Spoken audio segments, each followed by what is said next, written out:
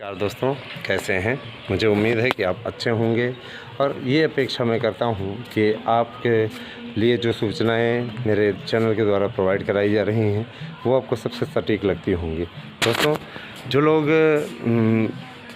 परीक्षाओं को लेकर के असमंजस में हैं, मैं उन्हें बता देना चाहता हूं कि परीक्षाएं आपकी निर्धारित सेंटरों पर 15-16 जून को संपादित कराई जाएंगी। टीजीटी का पेपर आपका 15-16 जून को होगा और आप लोगों का बहुत बहुत आभार कि आज तो आपने रिकॉर्ड की झड़ी लगा दी। 10,000 से अधिक हमारे नोट्स बिके हैं विभिन्न प्रतियोगी परीक्षाओं को लेकर के। और देखिए, ये विरोधियों में जिस तरीके से खलबली मची हुई है वो खलबली देखते ही बनती है, मज़ा आ जाता है ऐसे लोगों की दुर्दशा देख करके। तो बहुत अच्छी स्थिति है। और रही बात ये कि देखिए, मैं इतना ज़रूर कहना चाहूँगा कि आप भी अगर हमारे नोट्स लेकर के शानदार सफलता अर्जित करना चाहते हैं तो 8115998001 पे आइए और नोट्स बुक कीजिए। इस नोट से 99% प्रश्न आने की गारंटी देता हूँ, साथ ही साथ वादा करता हूँ कि आप लोग निश्चित कामयाबी इससे हासिल करेंगे। तो देर किस बात की, आइए 8115998001 पे इस पर अपना एड्रेस पिन कोड सहित दे करके आप अपना नोट्स बुक कर सकते हैं।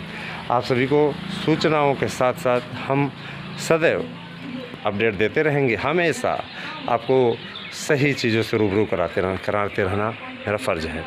दोस्तों, मैं चीज़ बताना चाहूँगा कि शिक्षकों की भर्ती के लिए अब जो है कार्यक्रम स्टार्ट हो चुका है। बहुत जल्दी ही आप लोगों को इसका विस्तृत विषयवार कार्यक्रम देखने को मिलेगा। हमारे यूट्यूब चैनलों पे किसी प्रकार की कोई फर्जी न्यूज़ नहीं दिखाई जाती और जो लोग फर्जी न्यूज़ दिखाते हैं समायोजन इत्यादि की, वहाँ मैं देखता हूँ आपकी भीड़ ज़्यादा रहती है। आपको वो रसमलाई खाने में ज़्यादा आनंद आता है। क्यों? जो चीज़ नहीं हो सकती है वो चीज़ कराते हैं, असंभव चीज़ें, तो वहाँ पे आपकी रुचि ज़्यादा रहती है। समायोजन होगा, वो समायोजन की लपसी 1 साल से आप चाट रहे हैं और आपको किसी प्रकार का समायोजन दिख नहीं रहा है। आप स्वयं सोचिए, सरकार के पास इतने पद होते तो समायोजन के जगह पे पद निकाल करके वो करता है, समायोजन क्यों करता है? वो भी वर्षवार नियुक्ति, है ना। ऐसे ऐसे भी महापुरुष हैं जो कहते हैं वर्षवार नियुक्ति होगी।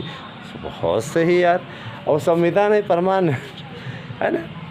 ऐसे ऐसे जाहिल लोगों को क्या बोला जाए, इनको हम जाहिल ही कहेंगे, जिनके पास में ना तो कोई तर्क है ना ही कोई तथ्य है ना।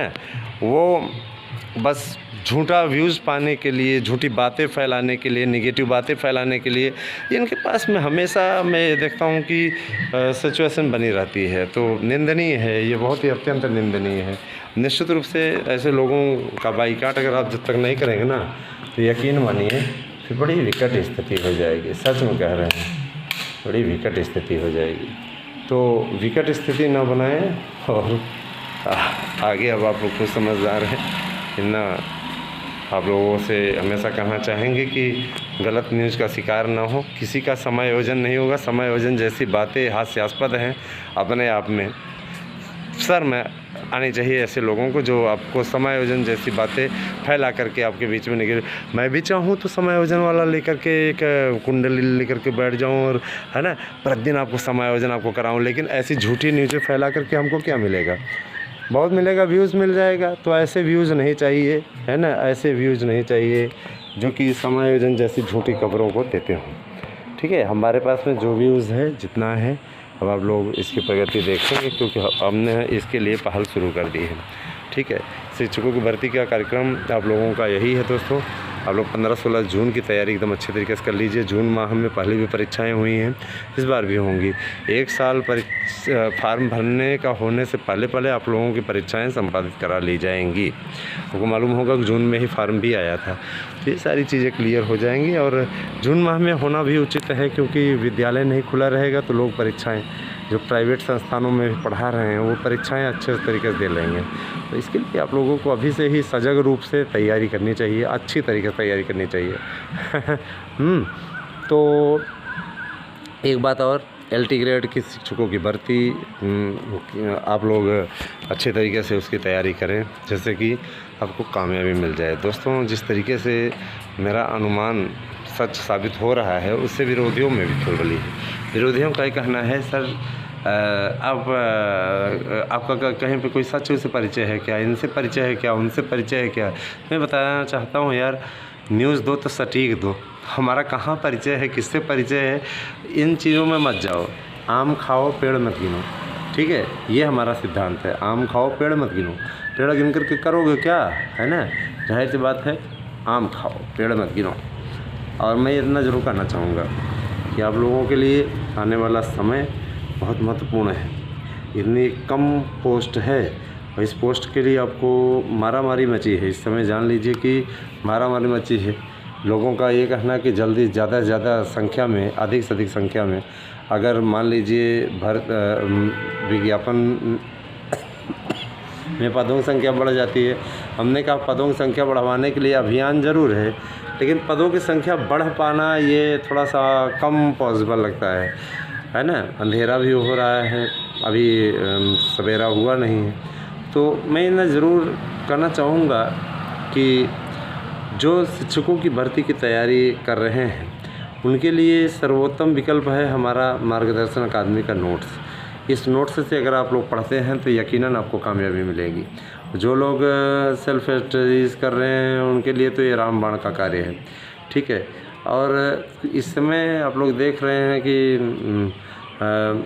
गिरफ्तारी पे अड़े हुए हैं पहलवान लोग।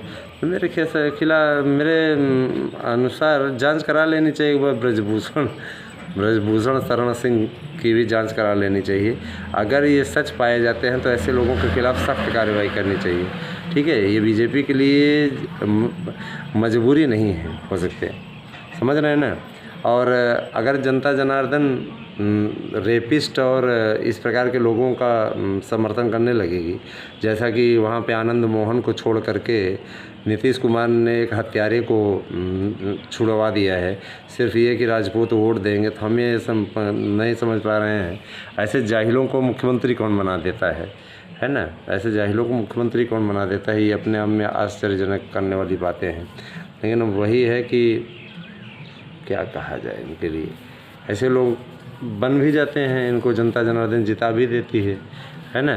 और जैसे ये आनंद मोहन है, आनंद मोहन हत्यारा है और बिहार का ये सबसे, अगर देखा जाए तो एक्स फैक्टर है, ठीक है। इसका सहरसा में दबदबा है, सहरसा में लोग इससे डरते हैं, ठीक है। सहरसा की पब्लिक का ये कहना आनंद मोहन हमारे लिए भगवान है, ये है वो है। अरे यार, कम से कम कुछ तो लाज शर्म करो। इस तरीके की बातें करते शर्म नहीं आती क्या, है ना। एक गुंडे को, एक अपराधी को, जो कि एक दलित का हत्यारा है, ऐसे जाहिल को तुम लोग अपना नेता बता रहे हो। मतलब मर गई है तुम लोगों की इंसानियत, मर गई है। एक दलित को, एक गरीब व्यक्ति को, है ना, उसने मार डाला था, इसीलिए उसको उम्र कैद भी हुई थी। फिर भी उस जाहिल को के प्रति आपके मन में उदारता है। इस प्रकार की सोच शर्म आनी चाहिए ऐसे लोगों को। बहरहाल सबकी अपनी अपनी सोच है। बिहार की जनता को एक बार आत्ममंथन करने की आवश्यकता है। इस प्रकार की बातें अपने आप में हास्यास्पद हैं दोस्तों, है ना। बिहार वाले जयप्रकाश जैसे महान और राजेंद्र प्रसाद जी जैसे महान लोगों को देने वाले हैं। राजनीति का केंद्र कहा जाता है बिहार, और बिहार में आज गुंडागर्दी चरम पर है ना। देखा जाए तो चरम पर है गुंडागर्दी। इस प्रकार की गुंडागर्दी से पूरा माहौल ख़राब करके रखा है लोगों ने, ठीक है। तो जो बिहार के भाई बहन हमारे देख रहे हैं, मैं यही कहना चाहूँगा कि आनंद मोहन वाले प्रकरण तो यहाँ से छुड़ती है। इस पर न तो मानवाधिकार बोलेगा, इस पर न तो सुप्रीम कोर्ट बोलेगा, न इस पर हाई कोर्ट बोलेगा। ऐसे मामले में तो फटकार लगानी चाहिए। सुप्रीम कोर्ट किस चीज़ पे नोटिस मांगेगा? अतीक और अशरफ की हत्या क्यों हो गई, उस पर नोटिस जारी करेगा। विकास दुबे को क्यों मारा गया, उस पर भी नोटिस जारी करेगा।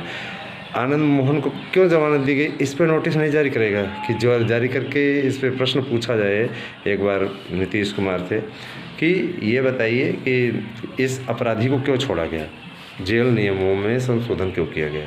और जब ये इस प्रकार का व्यक्ति छूट सकता है, यहाँ उत्तर प्रदेश में उदय भान करवरिया क्यों नहीं छूट सकते? सिर्फ इसलिए क्योंकि एक गुंडे की हत्या हुई थी, उसमें उनके ऊपर आक्षेप लगा दिया गया था, आरोप लगा दिया गया इस कारण से। तो इस प्रकार की बातें अपने आप में हास्यास्पद है। देखा जाए तो आनंद मोहन जैसे जाहिल लोग छूटने नहीं चाहिए। यूपी में होते तो इनका कल्याण हो गया होता, लेकिन वही है कि बिहार जैसे जंगल राज एरिया में हैं, तो जाहिर सी बात है जब वहाँ गुंडों की ही सरकार है, गुंडे ही सरकार चला रहे हैं, हाँ, घोटालेबाज सरकार चला रहे हैं, तो जाहिर सी बात है उनके लिए भाई उनके लिए तो राम राज्य ही हो गया, उनके लिए तो राम राज्य ही। राम राज्य से कहना रावण राज्य कह सकते हैं भाई, अपने मनमानी चल रहा है। राम राज्य होता, राम राज्य तो यूपी में है, ठीक है। जाहिर बात है योगी जी के नेतृत्व में है। जाहिर सी बात है कि अगर ब्रजभूषण शरण सिंह अपराधी हैं, उन्होंने किसी प्रकार से गलत किया है, इसे जांच करा लेनी चाहिए। अगर सच पाया जाए ठीक है, और अगर गलत पाया जाए ठीक है, अगर ये साबित हो जाए कि ये आरोप मिथ्या थे, तो इन पहलवानों के खिलाफ़ कड़ी कार्रवाई करनी चाहिए, ठीक है, ताकि ये आगे किसी सज्जन व्यक्ति पर आक्षेप न लगा सकें। दोस्तों कैसा लगा हमारा विचार? हमारा निजी विचार था जिसको मैंने आपको प्रस्तुत किया। बहुत बहुत धन्यवाद। आपसे जय श्री राम।